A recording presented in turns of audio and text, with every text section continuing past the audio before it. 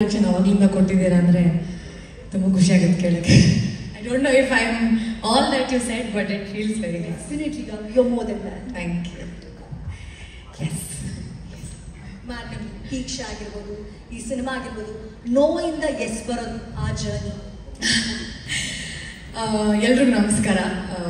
ತುಂಬ ದಿನ ಆದಮೇಲೆ ಇಷ್ಟು ಜನ ನೋಡ್ತಾ ಇದ್ದೀನಿ ಆ್ಯಂಡ್ ಪ್ರತಿ ಸರ್ತಿ ಈ ಫೇಸಸ್ ಮೀಡಿಯಾ ಯೂಶಲಿ ನೋಡೋ ಮುಖಗಳು ನೋಡಿದಾಗ ಖುಷಿ ಆಗುತ್ತೆ. ಅಂದರೆ ಸ್ಟಾರ್ಟಿಂಗ್ ಬಂದಾಗ ಭಯ ಆಗ್ತಾ ಇತ್ತು, ಈಗ ಓಕೆ ಇವರೆಲ್ಲರೂ ಇದ್ದಾರೆ, ಒಬ್ಬಳೇ ಬಂದ್ರೂ ಇವರೆಲ್ಲರೂ ನನಗೆ ಪರಿಚಯ ಇದ್ದಾರೆ ಅಂತ ಅನಿಸುತ್ತೆ. So thank you for coming. ನಮ್ಮ ಸಿನಿಮಾಗೆ ನಿಮ್ಮ ಸಪೋರ್ಟ್ ತುಂಬ ತುಂಬ ಮುಖ್ಯ. ಎಲ್ಲ ಗೆಸ್ಟ್ಗಳು ಬಂದಿರೋರು ನಮ್ಮ ಸಿನಿಮಾಗೆ ಸಪೋರ್ಟ್ ಮಾಡೋಕ್ಕೆ, ನಮಗೆ ಸಪೋರ್ಟ್ ಮಾಡೋಕ್ಕೆ Suni sir, Karthik,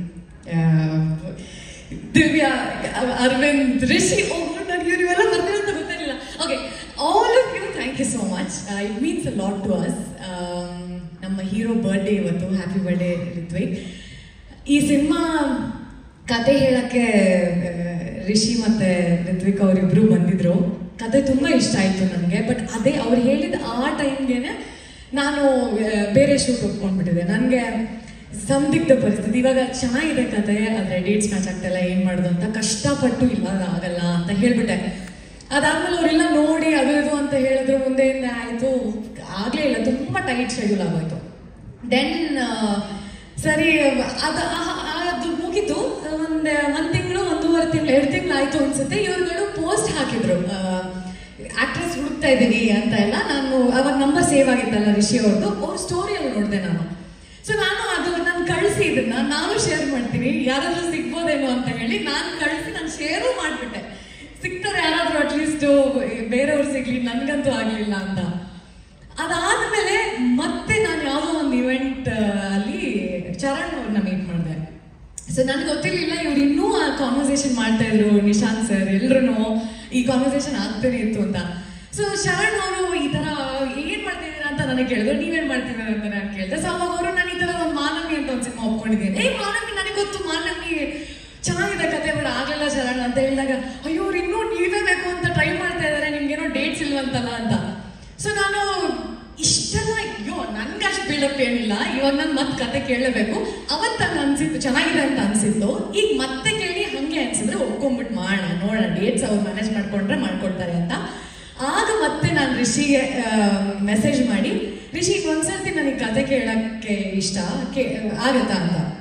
then ರೋಚಿತ್, hi, ನೀವು ಹಂಗೆ ಮುಖ ಮುಚ್ಕೊಂಡು ಕೂತ್ಕೊಂಡ್ರೆ ನಾನು ಯಾರಂತ ಗೊತ್ತಲ್ಲ, ಹಾಯ್. ಸೊ ದೆನ್ ಅವ್ರಿಗೆ ಮತ್ತೆ ಕತೆ ಹೇಳಿದ್ರು. ಅವತ್ತು ಎಷ್ಟು ಇಷ್ಟ ಆಯಿತು, ಸೆಕೆಂಡ್ ಟೈಮ್ ಇನ್ನೂ ಇಷ್ಟ ಆಯಿತು. ಬಿಕಾಸ್ ನಿಶಾಂತ್ ಸರ್ ಹೇಳ್ದಂಗೆ ರಿಷಿ ಅವರು ಒಂದ್ಸರ್ತಿ ಕತೆ ಹೇಳಕ್ಕೆ ಸ್ಟಾರ್ಟ್ ಮಾಡಿದ್ರೆ ಅಟೆನ್ಷನ್ ಎಲ್ಲೂ ಹೋಗಲ್ಲ, ಅಷ್ಟು ಚೆನ್ನಾಗಿ ಕತೆ ಹೇಳ್ತಾರೆ. ಅವತ್ತು ಅದನ್ನು ಮಾಡಿದ್ರು. ನಾನು ಐ ವಿಲ್ ಡೂ ಇಟ್ ಅಂತ ಆನ್ ಸ್ಪಾಟ್ ಹೇಳಿ, ಅದಾದ್ಮೇಲೆ ಡೇಟ್ಸ್ ನೀವೇ ಮ್ಯಾನೇಜ್ ಮಾಡ್ಬೇಕಾಯ್ತು. ಆಯ್ತು, ನೀವು ಯಾವ ಡೇಟ್ಸ್ ಹೇಳ್ತೀರೋ ಅದು ಮ್ಯಾನೇಜ್ ಮಾಡ್ಕೊಳ್ತೀವಿ ಅಂತ. ಸೊ ನನಗೆ ತುಂಬ ಸಪೋರ್ಟಿವ್ ಆಗಿ ನಿಶಾಂತ್ ಸರ್ ಆಗಿರ್ಬೋದು, ರಿಷಿ ಆಗಿರ್ಬೋದು, ತುಂಬ ಪೇಷಂಟ್ ಆಗಿ ಪ್ರೊಡಕ್ಷನ್ ಕಡೆಯಿಂದ, Shilpa ma'am they were very supportive. ಹಾಗೆ ಶುರುವಾದಂಥ ನನ್ನ ಜರ್ನಿ ವಿತ್ ಮಾನವಿ. ನನ್ನ ಹಣೆಯಲ್ಲಿ ಬರ್ತಿತ್ತು ಈ ಸಿನಿಮಾದಲ್ಲಿ ನಾನೇ ಮಾಡ್ಬೇಕಂತ. ಸೊ ಏನೋ ಹೇಳ್ತಾರಲ್ಲ, ದಾನೇ ಪೇಲಿಖಾಯ ಕಾನೆ ವಾಲೋ ಕಾ ನಾಮ್ ಅಂತ, ದಿಸ್ ಇಸ್ ಮೈ ನನ್ನ ಊಟ ಇಲ್ಲಿ ಬರ್ದಿತ್ತು ಅನ್ಸುತ್ತೆ. ಸೊ ಹಂಗೆ ಸಿಕ್ಕಿದಂಥ ಸಿನಿಮಾ ನನಗೆ. ಈ ಸಿನಿಮಾ ಬಂದ ಮೇಲೆ ನನಗೆ ಎಂತೆಂಥ ಕಲಾವಿದರು ಇಲ್ಲಿ ಇದ್ದಾರೆ ಅನ್ನೋದು ಗೊತ್ತಾಯ್ತು. ನನಗೆ ಶಿವು ಸರ್ ಕೆಲಸ ನಾನು ಮೊದಲೇ ನೋಡಿದ್ದೆ, ಬಟ್ ಈ ಸಿನಿಮಾದಲ್ಲಿ ಅವ್ರ ವರ್ಕ್ ಅವ್ರ ಎಲ್ಲ ಸಿನಿಮಾಗಿಂತ ವಿಭಿನ್ನವಾಗಿದೆ. That is the thing. ನಾವು ಒಂದೊಂದು ಪ್ರಾಜೆಕ್ಟಿಂದ ಒಂದೊಂದು ವಿಭಿನ್ನವಾಗಿ ಏನೋ ಒಂದು ತೊಗೊಂಡು ಮಾಡ್ತಾ ಇರಬೇಕು. ನಮ್ಮ ಕೆಲಸಗಳು ನಮಗೆ ಇಷ್ಟ ಆಗ್ತಾ ಹೋಗ್ಬೇಕು, ವಿಭಿನ್ನ ಅನಿಸ್ಬೇಕು. ಹಾಗೆ ಅನಿಸಿದಂಥ ಒಂದು ಕೆಲಸ ನನಗೆ ಶಿವು ಸರ್ ಅವ್ರದ್ದು. ಆ್ಯಂಡ್ ರಿತ್ವಿಕ್ ಅವರು ನನಗೆ ನನ್ನ ಕೋ ಆ್ಯಕ್ಟರ್. ಇನ್ಫ್ಯಾಕ್ಟ್ ನಾನು ಅವ್ರ ಸೀರಿಯಲ್ಗಳನ್ನ ಅಷ್ಟು ನೋಡಿರಲಿಲ್ಲ. ಅಲ್ಲಿ ಇಲ್ಲಿ ನನ್ನ ತಾಯಿ ನೋಡ್ಬೇಕಾದ್ರೆ ನೋಡಿದ್ದು. ಬಟ್ ಪ್ರತಿ ಸರ್ತಿ ನೋಡಿದಾಗ್ಲೂ ನನಗೆ ಯಾವಾಗಲೂ ಅನಿಸಿದ್ದು, ಇವರು ಎಲ್ಲರಿಗಿಂತ ವಿಭಿನ್ನವಾಗಿ ಮಾಡ್ತಾರೆ. ಇದು ಯೂಶಲ್ ಆ್ಯಕ್ಟಿಂಗ್ ಅಲ್ಲ. ಸೀರಿಯಲ್ಗೆ ನಾವು ಏನು ನೋಡ್ತೀವಿ ಆ ಥರದ್ದು ಇವ್ರೇನು ಮಾಡ್ತಾ ಇಲ್ಲ ಅನ್ನೋದು ಒಂದು ಅನಿಸಿ ಹೋಗಿದ್ದಂಥದ್ದು ಉಂಟು. ಸೊ ನಾನು ನೋಡಿದ ಸೀರಿಯಲ್ಲು ರಿಷಿ ಮತ್ತೆ ರಿತ್ವಿಕ್ ಮತ್ತೆ ರಿಷಿ ಅವ್ರ ಸೀರಿಯಲ್ಲು. ಸೊ ಅದು ನಮ್ಮ ತಾಯಿಗೂ ತುಂಬ ಇಷ್ಟ ಆಯಿತು. ಇಬ್ಬರು ನ್ಯಾಚುರಲ್ ಆಗಿ ಆ್ಯಕ್ಟ್ ಮಾಡೋರು. ಹಾಗಾದ್ಮೇಲೆ ಇವ್ರು ಮೀಟಿಂಗಲ್ಲಿ ನೋಡಿದೆ. ಮೀಟಿಂಗಲ್ಲೂ ನಾನು ಇವ್ರೇನು ಒಂದು ಮಾತು ಆಡಿರಲಿಲ್ಲ. ಸೊ ನೆಕ್ಸ್ಟು ಸೆಟ್ಟಿಗೆ ಬಂದಾಗ ಅವ್ರ ಡೆಡಿಕೇಶನ್, ಅವ್ರ ಆ್ಯಕ್ಟಿಂಗ್, ಅವ್ರ ಪರ್ಫಾರ್ಮೆನ್ಸ್, ಅಂದರೆ ಅವ್ರದ್ದು 2 ವ್ಯಕ್ತಿತ್ವ, ಲೈಕ್ ಸ್ಪ್ಲಿಟ್ ಪರ್ಸನಾಲಿಟಿ ಥರ ವರ್ಕ್ ಮಾಡ್ತಾರೆ. ಅವ್ರ ಯೂಶುವಲ್ ಸೆಲ್ಫ್ ಅಲ್ಲಿ ಯಾರ ಜೊತೆನೂ ಮಾತಾಡಲ್ಲ, ತುಂಬ ಸೈಲೆಂಟ್ ಆಗಿರ್ತಾರೆ, ಅವ್ರ ಪಾರ್ಟಿಗೆ ಅವ್ರು ಇರ್ತಾರೆ.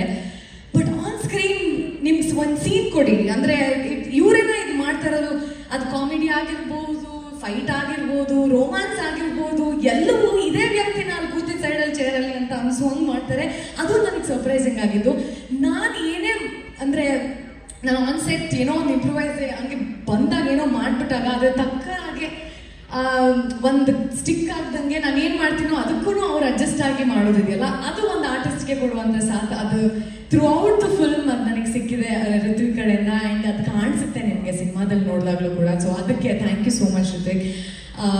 I am very happy. And initially ನಾನು ಏನು ಅಂದ್ಕೊಂಡಿದ್ದೆ, ಓಕೆ ಹೇಗಿರ್ಬೋದು ಇವ್ರ ಜೊತೆ ಆ್ಯಕ್ಟ್ ಮಾಡೋದು ಅಂತೆಲ್ಲ ಥಾಟ್ಸ್ನೆಲ್ಲನೂ ನೀವು ಐ ಥಿಂಕ್ ಒಂದು 360 ಡಿಗ್ರಿ ನೀವು ತಿರುಗಿಸಿ ನನಗೆ ಇದು ಹಿಂಗೆ this journey is going be amazing ಅಂತ ನನಗೆ ತೋರಿಸ್ಕೊಟ್ರಿ. ಅದು ಒಂದು ಥ್ಯಾಂಕ್ ಯು.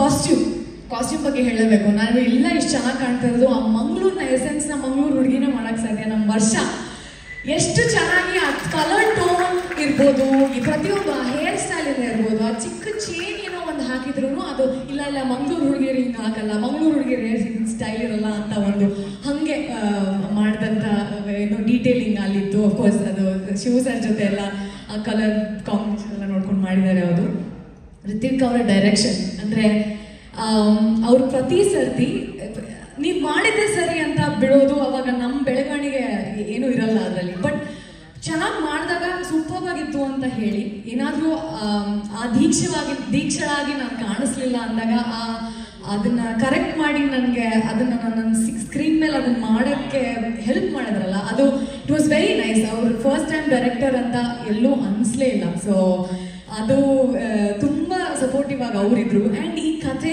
ಸುದಿ ಅವ್ರು ಬರೆದಿರೋರು ತುಂಬ ಚೆನ್ನಾಗಿ ಬರೆದಿದ್ದಾರೆ, ಅದ್ರಲ್ಲಿ ನಟನೆ ಕೂಡ ಮಾಡಿದ್ದಾರೆ. ಸೊ ಎಲ್ರಿಗೂ ನೋಡೋಕ್ಕೆ ಸಿಗತ್ತೆ.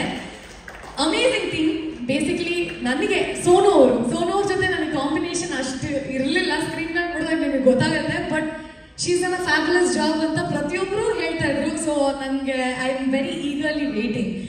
ಆ್ಯಂಡ್ ನಮ್ಮ ಆರ್ಟ್ ಡೈರೆಕ್ಟರ್ ಆಗಿರ್ಬೋದು, ಅವ್ರ ಕೆಲಸ ಲೈಕ್ ಸರ್ ಸೆಟ್ ನಿಮಗೆ ನಿಜ ಸೆಟ್ ಯಾವುದು, ಅದು ಲೊಕೇಶನ್ ಯಾವುದು, ಸೆಟ್ ಯಾವುದು ಅಂತ ನಿಮ್ಗೆ ಯಾವುದು ಗೊತ್ತಾಗಲ್ಲ, ಹಂಗೆ ಮಾಡಿದ್ದಾರೆ. So everybody, all the actors, ನನಗೆ ಒಬ್ರೊಬ್ರನ್ನ ಹೇಳ್ತಾ ಹೋದರೆ ಹಂಗೆ ಹೋಗುತ್ತೆ. ನನ್ನ ಮೇಕಪ್ ಆರ್ಟಿಸ್ಟ್ ಸಿದ್ದು ಅವರು, ಸಂತು, ನನಗೆ ಅವರು ನಾನು ಏನೋ ಒಂದು ಮರೆತು ಹೇಳ್ಬಿಡ್ತೀನಿ, ನಾನು ಅವ್ರಿಗೆ ಥ್ಯಾಂಕ್ ಮಾಡೋದು.